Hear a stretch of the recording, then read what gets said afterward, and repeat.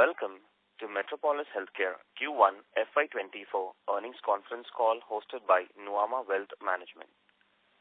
This conference call may contain forward-looking statements about the company which are based on the beliefs, opinions and expectations of the company as on date of this call. These statements are not the guarantees of future performance and involve risks and uncertainties that are difficult to predict.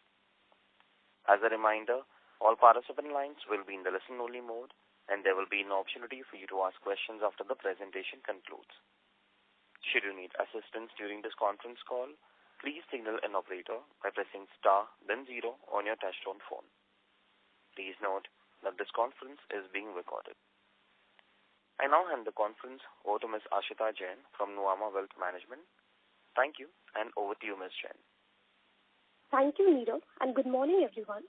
On behalf of Nuvama Group, I, Ashita Jain, welcome you all for Metropolis Q1 FY24 earnings call. With us, we have Metropolis senior management team represented by Ms. Ameera Shah, Managing Director, Mr. Surendran Chemmenkotil, CEO, and Mr. Rakesh Agarwal, Chief Financial Officer. With this, I hand over the call to Ms. Ameera for her opening remarks. Thank you. Good morning, everyone, and thank you for joining us on the Q1 FY24 earnings call. Today I'm joined, as mentioned, by Surendran and Rakesh and SGA, our IR advisors. We've uploaded our updated results documents on the exchanges and the company's website, and I hope everyone's had a chance to go through the same. In the last few interactions, we had guided our near-term objectives.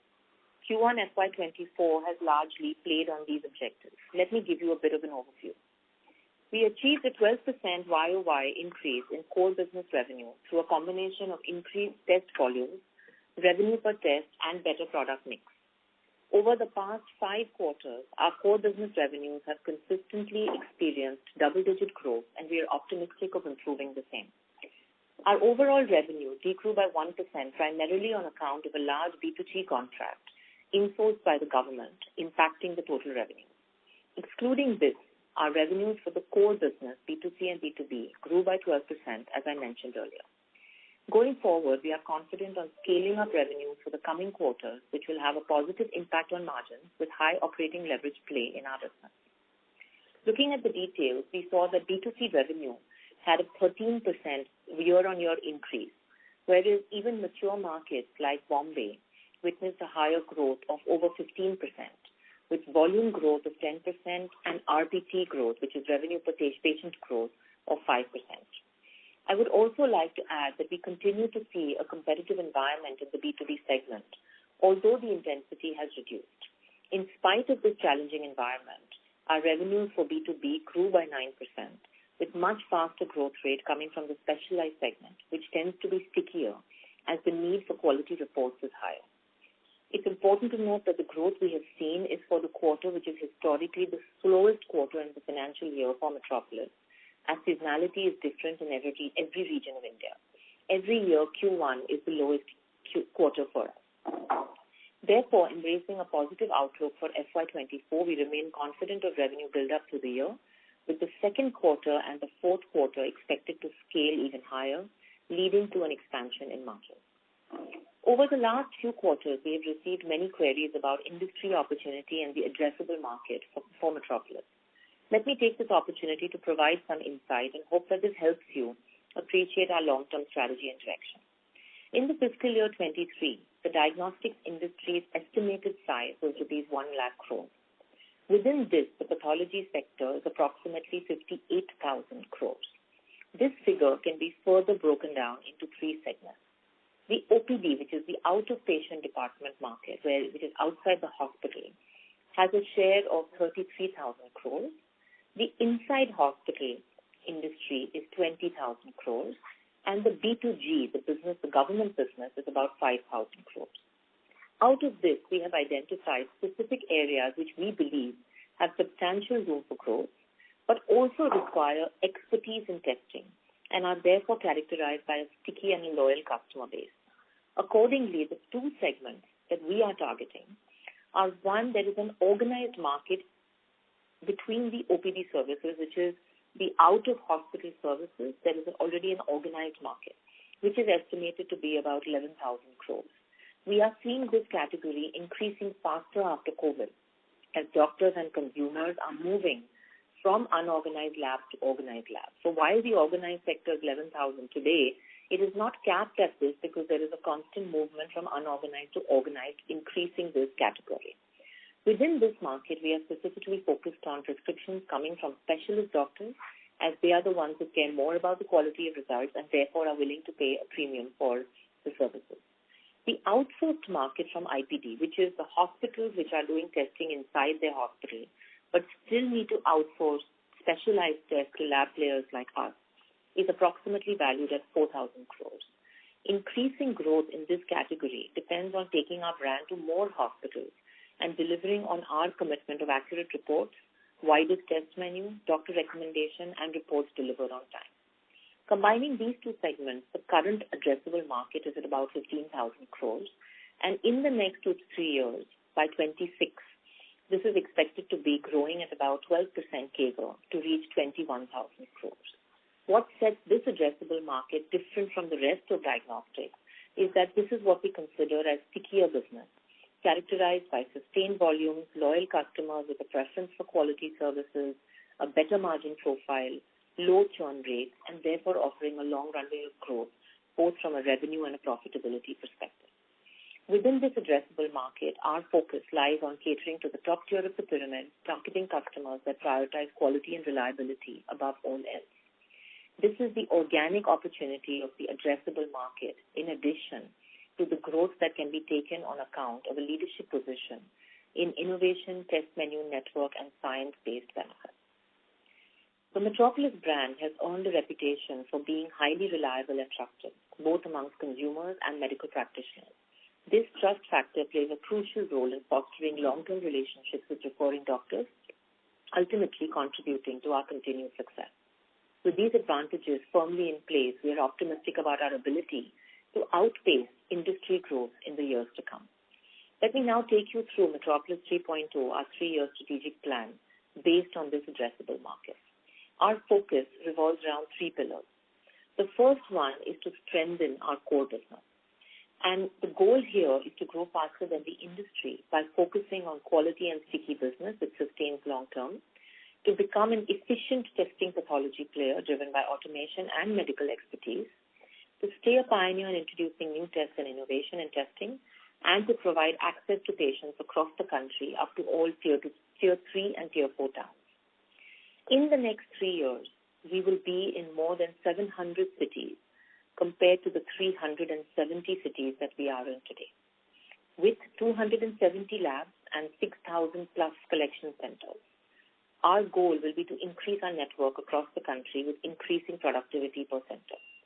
Our target will be to have 20 to 25% revenue coming from wellness testing and 40 to 45% coming from specialty testing.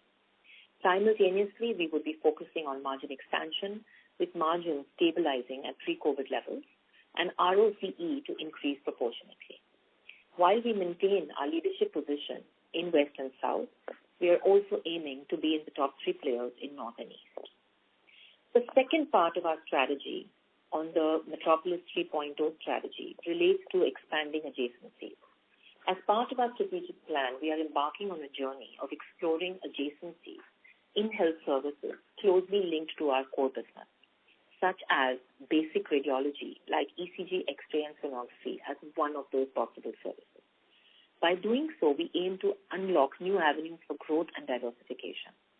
Through this expansion into complementary segments and services, we aim at leveraging our existing expertise to cater to a broader spectrum of healthcare needs.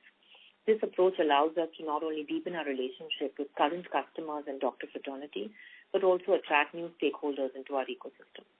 These adjacencies will aid our position of being a reliable partner in the industry, a healthcare partner in the industry. Whichever adjacencies we pick up, they will be CapEx light and will help us grow our organic business of pathology. At this point of time, we won't have many details to share, but we believe in the coming quarters, we'll come back with a far more detailed plan and action.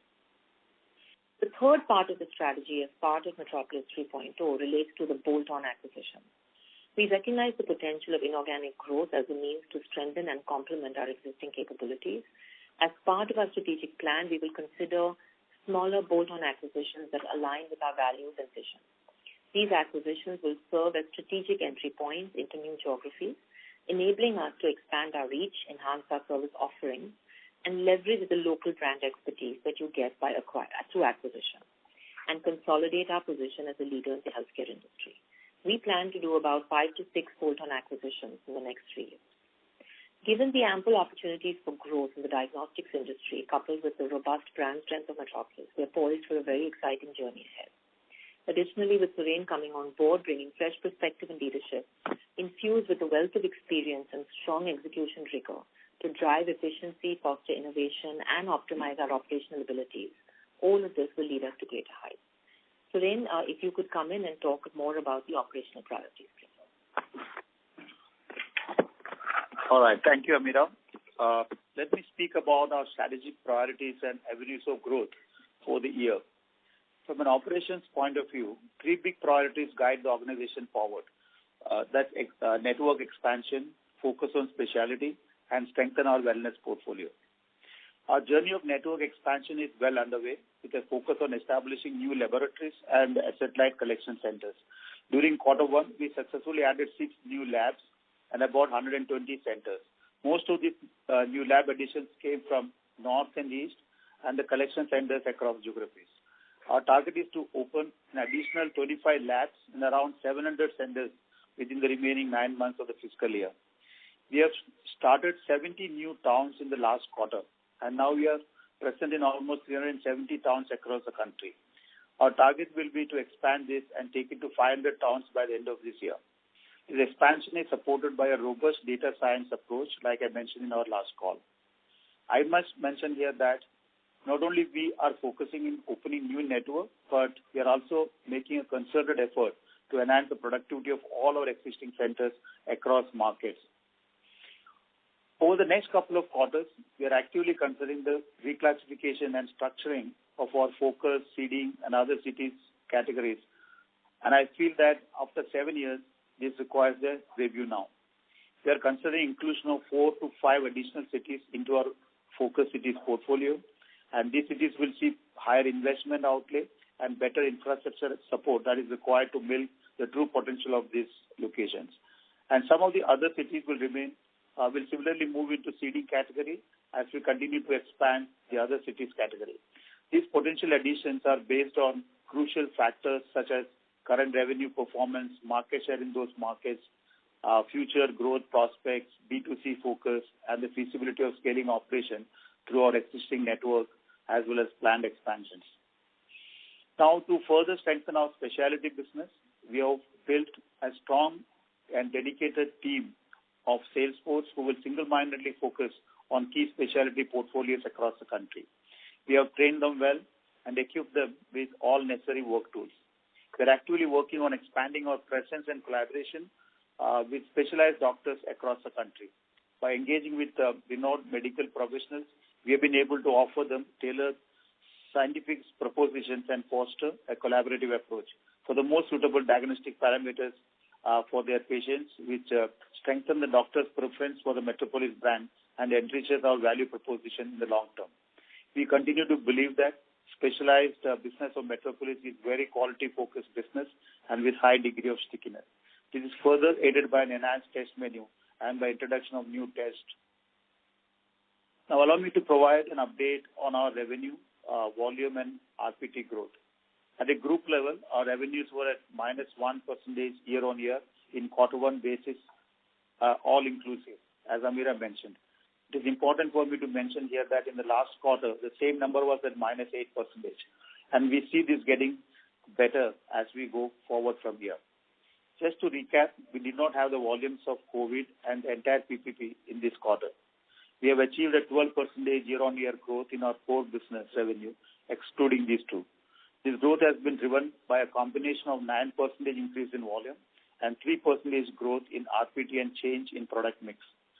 While we did a marginal price increase in specialized tests in end of April, adding about 1% benefit, we also made certain price corrections in about 25 routine tests in Delhi NCR geography to align with our strategy there. In every local market in India, we adopt different strategies based on our market share and the level of competition in specific regions. In certain micro markets, we may implement volume-driven strategies to gain market share. This balanced approach, incorporating both volume-driven and RPT-focused strategies, has contributed to our growth and market leadership. As we move forward, we remain committed to delivering growth with volumes being the primary driving force. Our pricing decisions are driven by careful analysis and aim to align with competition intensity from both organized and unorganized markets. Let me also provide an update on high-tech business. High-tech has been successfully integrated, and we have identified multiple synergies and cost efficiencies across the system. We also been able to cross-sell, upsell, and merge the lab operations, which will further enhance revenue growth and profitability going forward. Our revenue growth from high-tech stood at a double digit in the last quarter, with margins slightly higher than company-level EBITDA. Our strategy for high-tech business this year will be to add another 50 touchpoints across Chennai and rest of Tamil Nadu, targeted campaigns for increasing wellness segment revenues, and step up cross-selling radiology to the existing and new customers, focus on D2C campaigns and digital marketing to increase the brand strength, and talent acquisition to increase consumer connect with expanding doctor network. I also want to take this opportunity to give a brief overview of our international business. Currently, our international business revenue accounts to about 7% of the group revenue. Our strategies for international expansions are based on the premises that the markets we are present are relatively untapped, presenting us with opportunities to establish a strong presence. In these virgin markets, we have noticed lack of organized players, creating a favorable environment for our growth. Our approach to international expansion is focused on organic growth, complemented by a mix of B2B and B2C strategies. We are strategically utilizing specialized testing capabilities to maximize the utilization of our assets in India, ensuring a high return ratio with minimal investments. International business is driven by a dedicated team reporting directly to me. Going forward, we remain committed to nurturing our international business in an organic way, generating higher growth and attractive returns in the future without any major capital commitment. With that, I hand over to the call to Rakesh. Thank you, Suren. Most of our financial and operational highlights have been shared in the presentation uploaded. We hope everybody has an opportunity to go through the same. Let me provide a specific insight into our productivity and scaling metrics for the labs opened in the last 15 months. For lab opened in financial year 23, revenue stood at rupees 20 crore. During Q1 financial year 24, the revenue for these labs amounted to rupees 7.38 crore. Labs established in Q1 financial year 23 witnessed growth of close to 270% in Q1 financial year 24 compared to the previous year.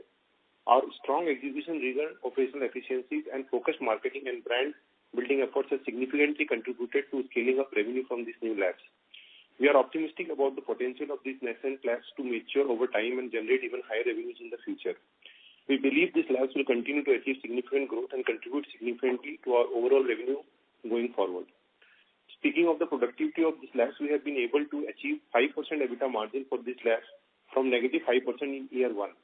By scaling up the revenue will have high operating leverage, which should deliver higher margin going forward. We believe that in 24 to 36 months of maturity of this lab, we will be able to clock company-level EBITDA margin for all these newly opened labs. Now, I would like to give an update on the financial and operational KPI. Our revenue for Q1 financial 24 was down by 1% on account of insourcing of large B2C contracts and high base of COVID revenue in Q1 financial 23. We are optimistic of higher revenue growth for Q2 and onward, backed by high utilization and productivity of new network. Our EBITDA margin before CSR and ESOP stood at 24.2%, dilution of 1.1% on account of network expansion for Q1 financial 24.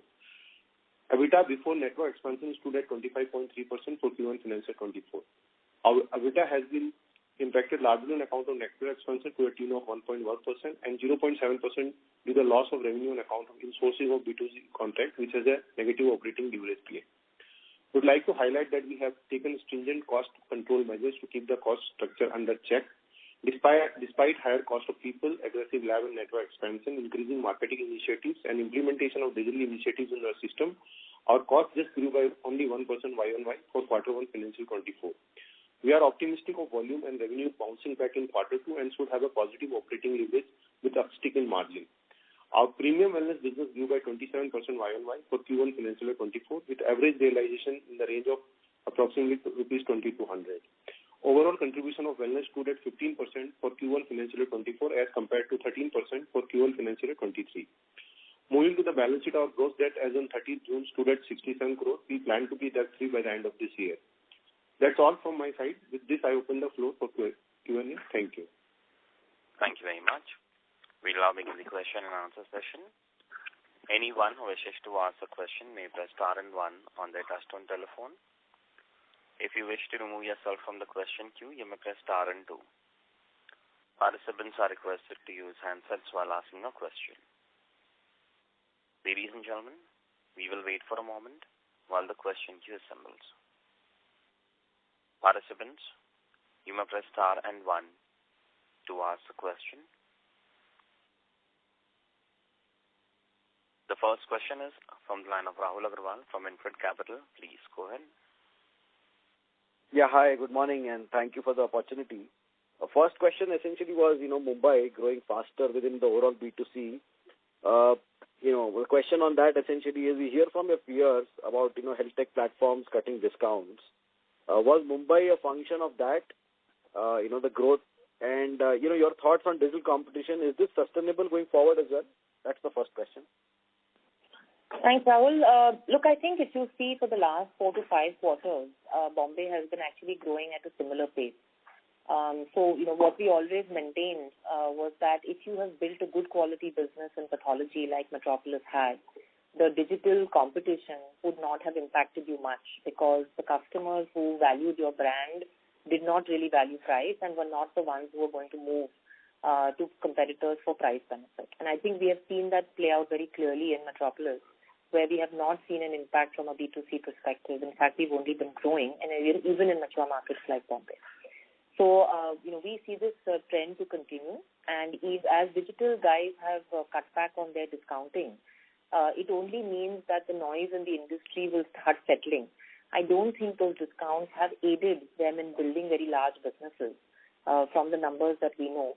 And I think there is a recognition coming in that price is not the biggest driver in pathology.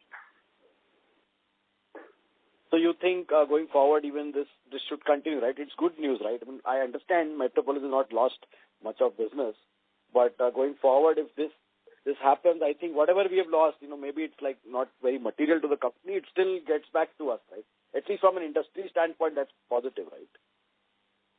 See, I think, whether people choose to discount or not, frankly, is not in anyone's control, right? So, of course, till the time that they choose not to discount, I think it's healthy for everybody, including the industry. My only point was that I think our growth continues either way. Got it. Secondly, on international, 2 questions there. Firstly, is it similar to, Indian profitability, 24-25%? And second is, any plans here to grow faster? Because I think Surendran also has decent amount of experience in similar markets. We also hear some Indian diagnostic player trying to enter Africa sometime this year. Your thoughts, please? So I think, we have been doing well on the international side. The business model is actually very similar to what it is in India. And the reason why we are in these markets is because we actually sweat our assets from India. For example, in these locations, we do about 60-70% of the testing required locally, and almost 30 to 40% of the samples come back to our global reference lab in Bombay for specialized testing. So we believe it is very strategically connected to the Indian business, and the biggest challenge in some of these markets is lack of talent and scientific expertise, and we are able to bring it from our core DNA into these markets. So I think we'll keep seeing international do well for Metropolis. The margin profile, as mentioned in the speech as well, is actually for this quarter is slightly it's around a similar profile as the group profile. So the international business is on a good track as well. At this point, the only concern, obviously, with the international business is the currency devaluation from some countries. And that's the only reason why we are not pushing much, much harder. And the opportunity is there. And I think we'll continue to, invest small amounts of capital from the profits that are being generated in these markets and keep driving organic growth. should reflect like 10-12% of similar growth what we'll do it in India, right? Growth is actually a little bit higher in the international markets because the base of some of these labs is also smaller. Okay, get it. And lastly, just your outlook for the full year, like-to-like sales growth 12% for the first quarter. I understand reported basis top line will be lower, but just your thoughts on full year outlook, please. Thank you. So as we've mentioned, I think we feel quite confident about the core business growth for the full year. Quarter one is usually our slowest quarter. We certainly expect Q2 and Q4 to be better quarters for us. And as we know, as volumes increase, it certainly impacts profit margins as well. Any number you want to put? Not at this time. Perfect. Thank you so much. All the best. Thank you. Thank you. Next question is from the line of Shyam Srinivasan from Goldman Sachs. Please go ahead. Yeah, good morning, and thank you for taking my question. Just the core revenues of 13%, I think you've given volume growth of 9 and RPT of 4. Want to just deconstruct the volume a little bit further down, like SSG plus you've been expanding as well. So just want to understand how are your mature stores, what's the kind of volume growth? Maybe as a corollary, you can also tell us how Mumbai, the 15% that we have grown, how is that deconstructed, please?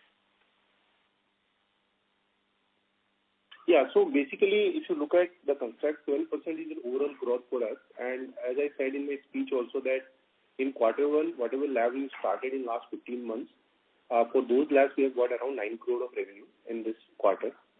7 crore of revenue, 7.38 crore of revenue in this quarter, which is 3% of the overall revenue.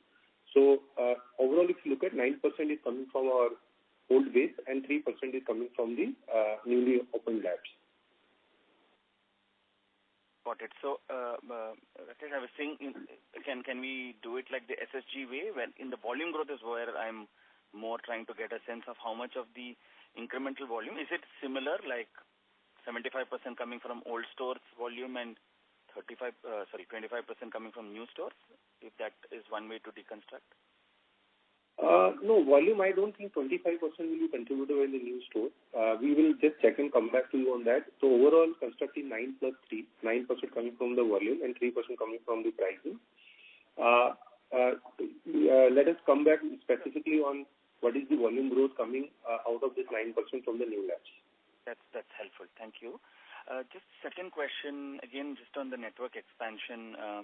We had about 120 basis points, if I recollect right, of dilution on the margins in fiscal 23 because of the network expansion. We've seen it slightly moderate, 110, I think is what the presentation calls out.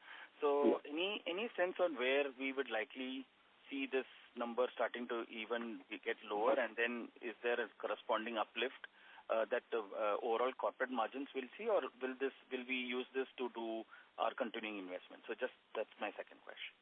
Yeah. So basically what we intend is that we intend to open, as mentioned by Surendran, that we intend to open around 20-25 labs this year. And obviously that will have a dilution of it, but there will be moderation of the lab opened already in last 2 years. So what we feel is that this number will remain in the range of 1.1 to 1.3%. It will keep on, maybe moving 0.1% here and there as we go along.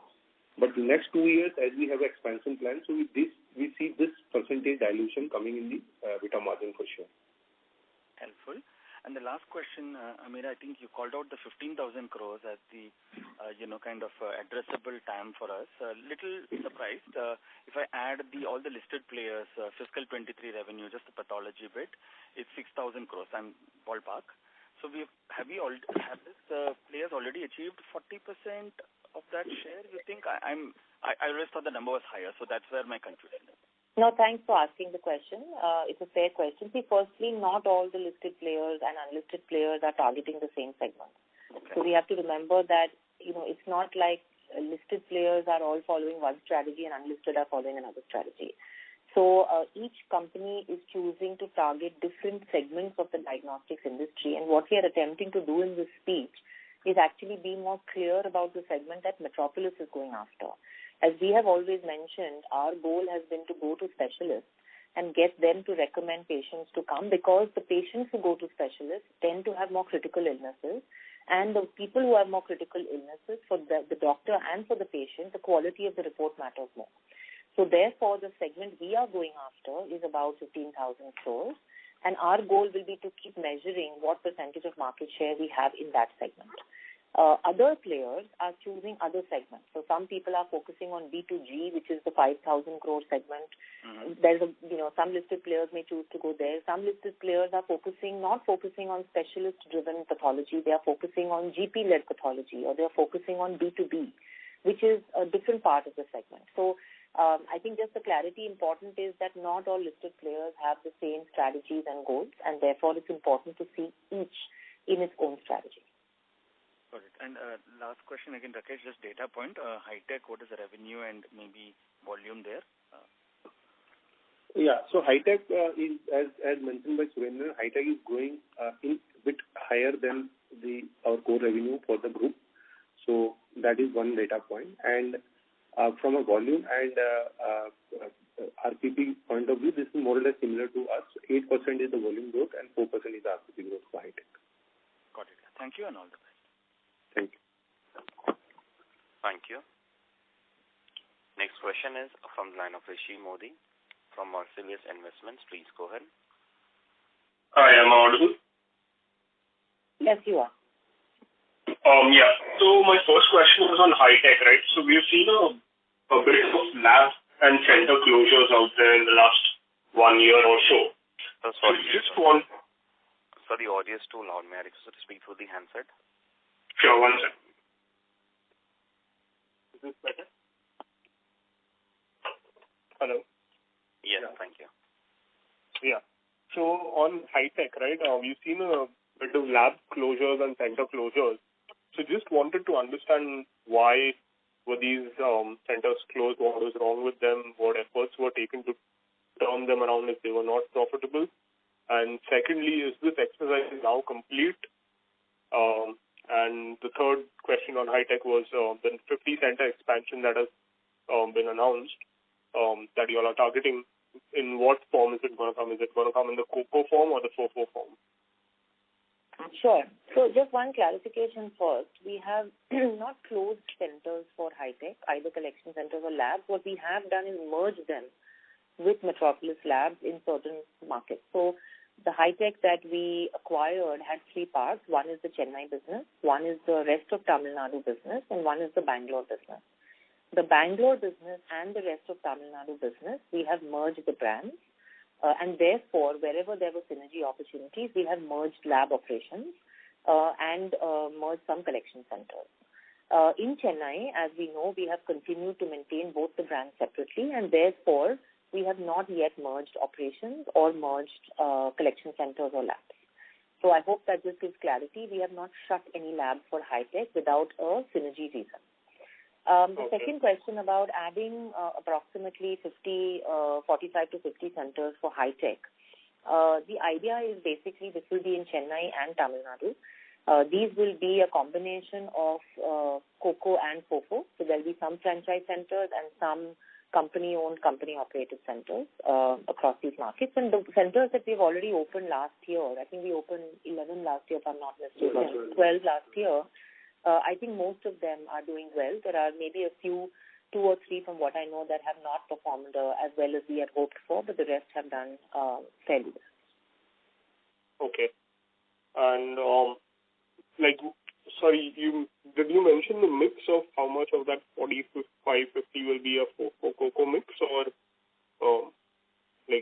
is there any plan proportional, or is there just how the opportunity presents itself? See, we just not prepared any specific, mix between COCO and, the one done by the franchisees. Depends upon the respective markets. It's largely today out of 50, wherever we get an opportunity to do our own, we'll do that, bigger markets, etc. And in the rest of Tamil Nadu, we may go through the APSC route. So we'll take a combination of both without having a fix in our mind about how much should be, the PSCs and how much should be the franchisees PSCs. Okay, got it. Second, Ameera, you mentioned that you all are planning to do some 5 to 6 bolt-on acquisitions in the next 3 years. firstly, are there good quality assets available in the market at reasonable valuations which you can acquire in the next 3 years? Secondly, how big will these businesses be in terms of top line? And thirdly, what is the budget that we have planned for these acquisitions?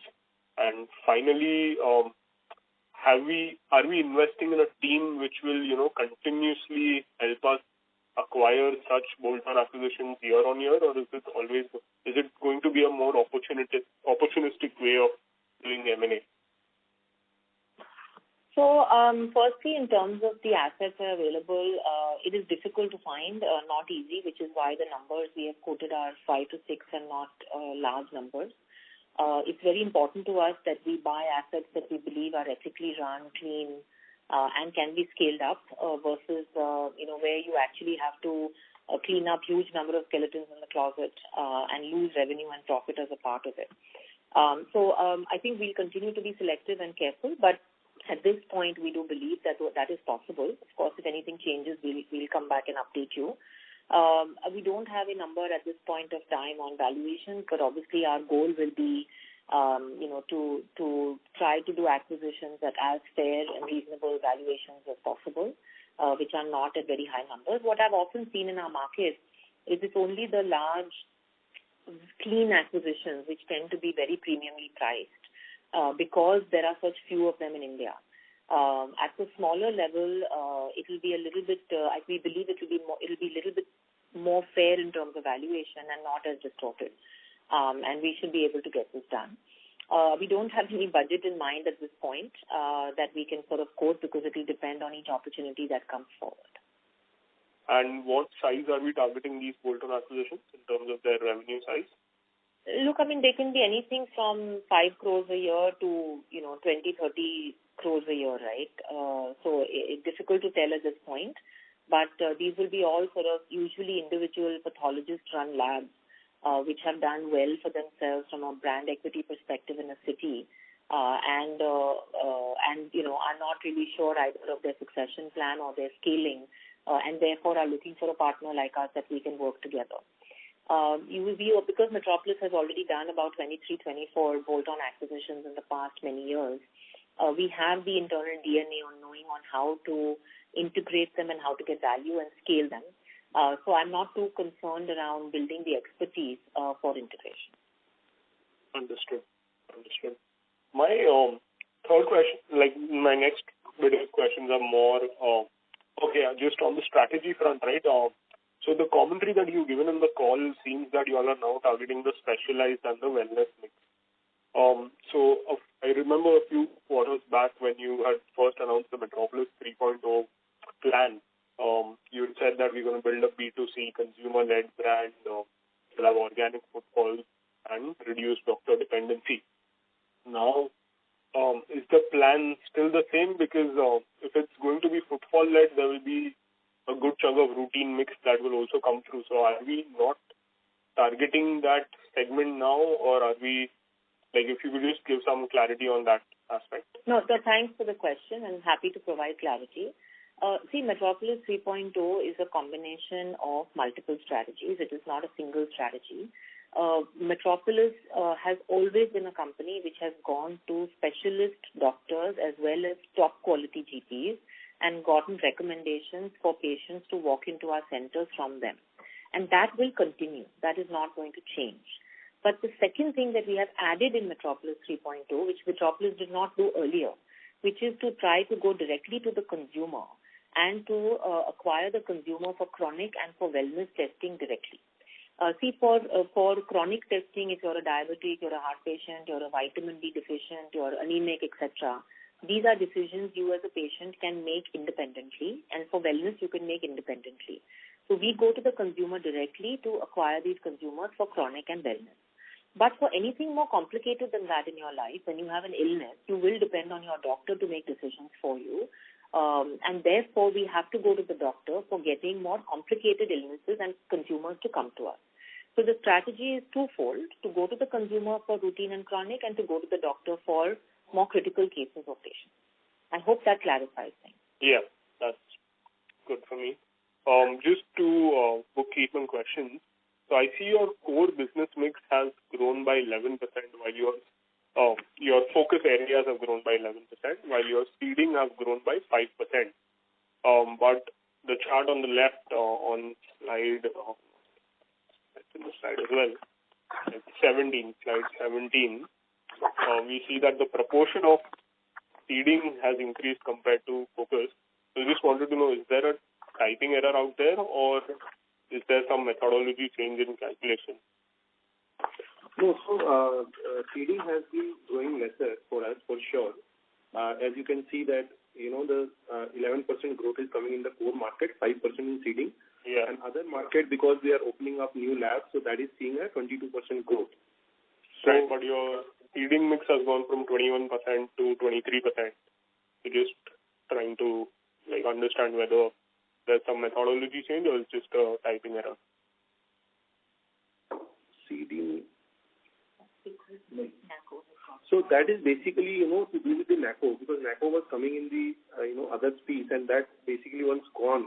So we'll again check back on this, because your point is valid that 21% is now moving to 23%. So let me just check back on this and come back to you, but it may have a NACO impact. But the point well taken, and let us clarify it further. Sure. And secondly, Ameera, for the seeding cities, right, we've seen that focus has been, growing ahead of seeding for the last few years. So just trying to understand, what efforts are we taking to build up the seeding to grow faster than focus? Because ideally, if you are in your mature markets versus upcoming markets, the upcoming markets growth should ideally be higher. So just trying to understand what investments are we doing on the people and the infra side in the seeding cities to build that growth faster than the focus areas. Sure. See, I think first we've got to understand what we are building in each, right? So if you see, the focus markets are our B2C markets, primarily B2C markets, right? Where we have continued to focus on B2C, and we've been able to, through the doctor route and the D2C route, we've been able to generate a fair B2C growth percentage, right? The seeding cities are usually ones where we have had more B2B, primarily B2B. Now, those markets, as we know in the last many years, have faced a fair amount of competition on the B2B side. While the competition did not impact our customers directly too much on the head, our tail customers, which were the smaller customers, which were not as quality conscious, and we have some amount of those in the tail, but not a large amount, those started to churn a little bit. So as competition intensity came in, and as we started to see price and discounting sort of increasing, we saw the tail end of our customers starting to have a little churn, which has brought down the overall growth of B2B, specifically in the semi-specialized segment, which happens to be in the seeding cities. So we've actually created a new plan for B2B in the seeding cities, which is now in execution, and which has already shown us, as Suren mentioned in his speech, we've seen a 9% increase in B2B in the Q1 of this year, which means that the plan seems to be working and is on better track. My estimate is that this should look better for the rest of the year as well. Suren, you want to add anything on that? No, I just wanted to reiterate that, this definition of, focus seedings and other cities have been slightly older version now. And that's why I mentioned that we are reviewing the cities, maybe next time when we talk about it, we'll have additional kind of cities in the focus cities where we're going to put more emphasis on the B2C and some fresh investments in terms of stores, etc. And also the seeding cities, and we'll also go for a revision. So we are just working on these, categories to further strengthen it, right? Yeah. Understood. And the B2B strategy. Sorry to interrupt you, Rishi. So, sorry, I just clarified that this is a typo. Actually, 23 and 18 will be interexchanged. So there is a contribution of 18% from seeding and 23% from others. So just get it, right. Thanks. Okay, got it. Just following up on that. Rishi, I will request to join the queue again for a follow-up question. Thank you. Next question is from the line of Anish Devra from Nomura. Please go ahead. Yeah, thanks for the opportunity. Firstly, I just wanted to understand whether there is an increasing trend of insourcing happening on the government side. Like do you see that the government is a tendency to, rather than outsourcing, to it themselves? And whether the profitability of the government business is, higher or lower than the normal core business? Just wanted some color here. See, B2G is an area, as we know, that we don't focus on much, and we have been very, very selective about what we pick up. Generally, we are not huge fans of the B2G business because we find it's not in line with, our sort of way of doing business in terms of the quality parameters, in terms of the compliances, in terms of all of that. So I think this is an area that we don't expect to focus on, frankly. And we find that the profitability of any business, whether B2C, B2B, B2G, all depends on your own underlying governance, values, quality that you apply to it. And frankly, in an industry like India, where there is no minimum standard or regulatory context, it is up to each player to decide what kind of level of quality they apply to their own business. So frankly, there are no two businesses you can find, unfortunately, which are comparable, from an apple-to-apple basis, on a quality basis. So each company will have their own practices, and really the reputation builds on the back of top doctors either recommending your brand or not. And that's how you know whether a company has got good quality business. Understood. That's helpful. And secondly, ma'am, on the, the seasonal weakness that the West region experiences in the first quarter of the fiscal, and the fact that it differs across regions in India. So, can you just give some broad, high-level reasons as to why there's this difference in the seasonality across the regions in India? Like, I think the northern region does not tend to be seasonally weaker in 1Q as compared to the western region. So, any color there? Why, broad level? See, there are 2-3 reasons that we are aware of. There might be others, but one thing which we certainly know impact seasons is festivals. And festivals, as we know in India, are celebrated at different times in different states. So festivals play a hugely important role, and each festival is celebrated a certain amount. For example, you will see Diwali is very large in North India as well as in Gujarat. But you will see, for example, something like Ganesh Chaturthi is very large in West, right, in Onam and Kerala, etc., etc. So depending on festivals, you find a big impact, and the reason around that is because people's mindsets is not so concerned around healthcare. People learn to travel a lot. They're spending time with family. The second thing that impacts is holidays. So depending on which school holidays and children's holidays are, people end up planning their travel. And doctors also are human beings at the end of the day who like to travel and take holidays. So usually we find that when doctors are traveling, that's when we find that the business comes down. And in West India, the school holidays are usually in the first quarter, which is when doctors land up traveling, and that changes things. Third, obviously, thing that impacts us is weather. Weather is different in different parts of the country. Rains in Bombay, for example, may in some years create dengue, in some years it may not, depending on the kind of rain. In winters or weather pollution in some markets will cause more illnesses in those quarters. So these are the three broadly, I would say, that impact the seasonality across the country. Yeah, that's very good. Thanks. Thank you. Participants, you may press star and 1 to ask a question. Next question is from Nano Bino from Elara Capital. Please go ahead. Hi, good morning. Just a question on the lab addition. So you have this target of adding 90 labs and 1,800 pickup points. So if I do the math from the time of original target setting, it adds up to around 215 labs by the end of FY25 and maybe around 4,400 PUPs. Is that math right? And does it change with your new strategy of expanding your geographic presence, etc., etc.? Yeah, I think we have not changed those numbers. Right? When the 90-30 project that we started, we talked about adding 90 labs in 30 months, right?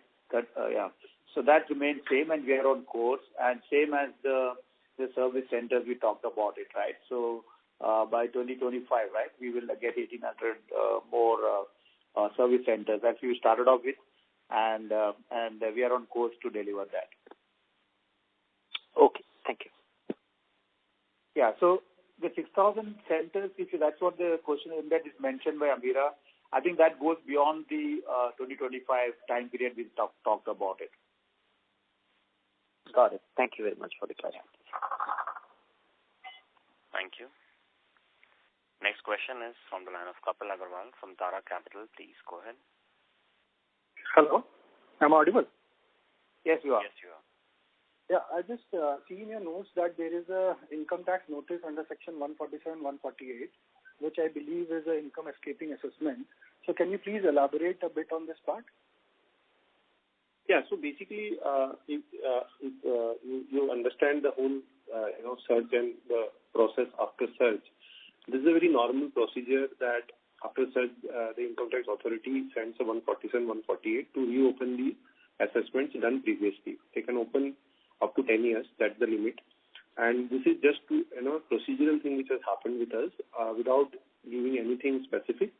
They have opened the cases and we will comply with what is required and will provide all the details. So this is just a procedural thing which has happened. And whatever development will happen in this, we will keep coming back and sharing that details. Any amount that is being mentioned in the notice, or we need to carry a provision maybe in the current quarter? No, there is nothing. It is again I am retrieving that this is a procedural thing where they open the previous assessment. If any such happens, it happens in 100% cases. So there is nothing specific, and this is a procedural thing where they are opening the assessment of the previous year. Okay, and lastly, what is the time limit for replying to this notice? Time limit for? Time limit for replying to the notice. No, so basically when they open, then we just, there is nothing we have to do about it. So we said, okay. And now they will have, we open the assessment and they will have some specific queries and questions on those assessments. And then we will go and reply to them. So this is just a notice that they are reopening our cases and they will scrutinize the earlier assessment done with all numbers. And if there is anything which they feel they want to get information on, then they will come back to us. So this is nothing to do with us. They are just informing us that they are reopening the assessment and they will come back on any query or question regarding any year for reassessment. Okay. Thank you. That is very helpful. Thank you. Thank you. Thank you. Next question is from the line of Aniket Kulkarni from BMSPL Capital. Please go ahead. Yeah, good morning and thanks for the opportunity. So I had a... sorry to interrupt you. The mic is too close to your mouth, yeah. Okay, yeah, sorry. Yeah, I had a question regarding to the overall industry perspective.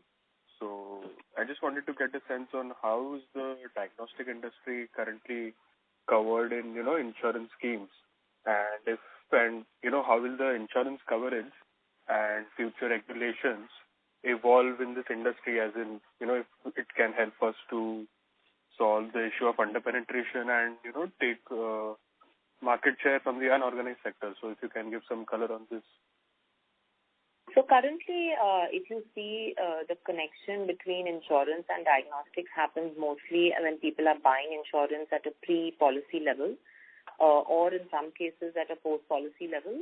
At this point, diagnostics is only covered by insurance when you are hospitalized, not when you are outside hospitalization. There are some insurance policies which are covering OPD care, but it is a very small number and not have taken any significance in scale. The direction we do believe the industry will move in years to come will be where insurance policies do cover out of hospital what is called as OPD care.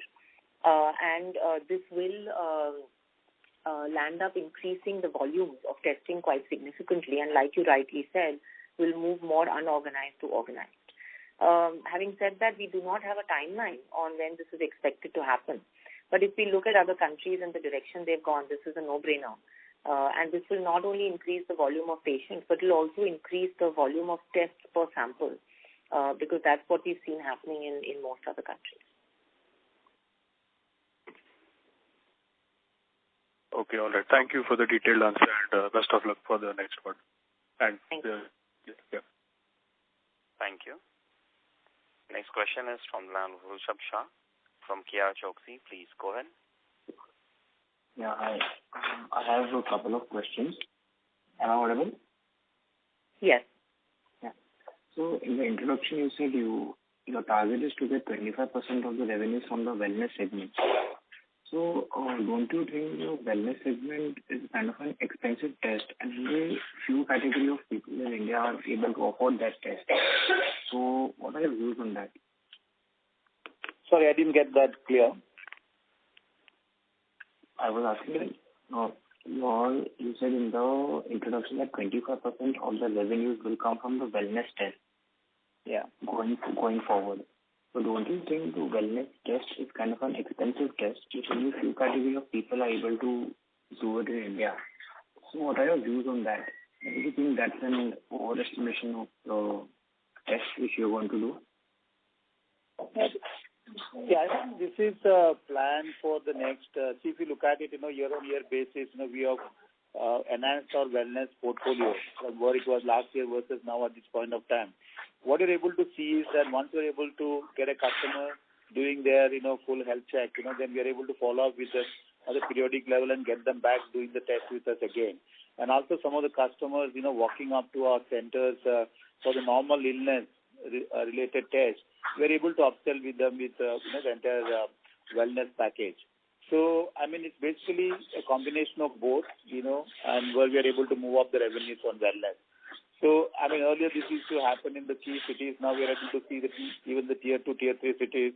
We are also able to do some of these movements through even the B2B, partners as well. So, overall the portfolio is growing, and the customer also getting increasingly aware about getting the regular, health check done. So that's the reason we have, believing that, this portfolio will go up to 25%, and with more and more centers getting opened, you get an opportunity for the consumers to come walk in, and we get an opportunity to interact with them.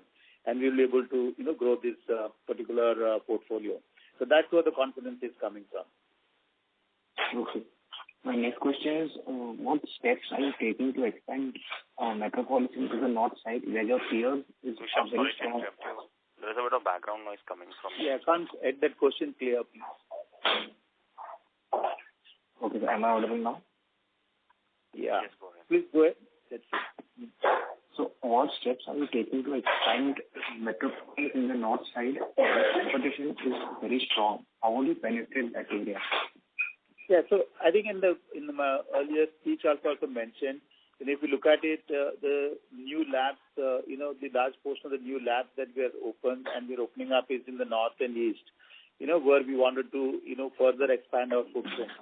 And of course, that doesn't mean that, in the south and west, we really don't add new, we will increase the depth in south and, west, and where we will increase the width as well as north and east is concerned. So we are picking up to start with strategic markets, and then, we are going and opening up the labs, and then supplemented by adding more collection centers and B2B clients, etc. So we have, north definitely is an opportunity market for us, and we have our plans ready for north in the coming quarters. Thank you. So the line for the participant dropped. We move on to the next question. Ladies and gentlemen, due to time constraint, we'll take the last question from the line of Saurabh Kapadia from Sundaram Mutual Fund. Please go ahead. So if you can talk about what is the percentage of revenue coming in wellness from the focus cities, and how has the growth been in these cities in the wellness segment? Wellness. The majority of the wellness revenues, maybe remember when we are calling it wellness, actually the product could be wellness or it could be bundling. So this could be a patient who's walking in for 3-4 tests for illness and has been saying that, look, I would prefer a larger variety of tests because I'm giving my blood. So it could be a bundled package or it could be wellness in particular. So, it could be either of them. So this mostly we are finding is coming from the focus cities, but also we are now beginning to see an increase from wellness coming from smaller markets as well. Okay. And has the discount gone up in the wellness segment for you? Not really. I think it's about the same. I think depending on as we are focused, if we are in the core for focus cities, the price per package is the same. But as we are entering into smaller markets, the prices are obviously lower. Now, it doesn't mean that the discount has increased, but the product itself is different. The product is lesser test and therefore lesser price. Because we find that the entry point for smaller markets may be a little bit different than they would be for metro markets. So that's why overall we may find that the RPP for wellness is marginally gone down, but it's not because of increased discounting. It's more because of product mix. Okay. Thank you and all the best. Thank you. Thank you very much. I now hand the conference over to the management for closing comments. Thank you, everybody, for joining us and discussing with us today. As we mentioned, we feel very positive about this year. As we have shown that we have had a volume-based growth and we've been a firm to be able to generate those kind of volumes even in the lowest quarter of the year. We firmly believe that quarter 2 and quarter 4 will continue to be the strongest quarters for the year from the revenue and the profitability perspective. And we sort of stand by our comments and our commitment to get to sort of a similar margin profile as we were at last year over the course of the year. Having said that, there will be seasonality and therefore every quarter will not be exactly the same. We believe that overall the next 3-year journey at Metropolis is going to be a really exciting one with not only our core strengthening, we're very focused and clear on where we need to go in terms of the current business. And the opportunity we really see for Metropolis is expanding to a large number of cities with distribution all across the country, and continuing to build, as we said, strong B2C-led growth. But we also see opportunity in the adjacencies in health services and, like we said, in the bolt-on acquisitions. So I think as a management team, we're very focused and clear on where we need to go. And we are just at this point just maintaining the execution rigor to achieve operational excellence as well as the numbers that we have committed to ourselves as well as to our shareholders. So I look forward to engaging with all of you on this journey in the next quarter and, of course, in the middle with those of you who we'll end up chatting with. Thanks so much. Thank you very much. On behalf of Nuvama Wealth Management, that concludes this conference. Thank you for joining us. You may now disconnect your lines.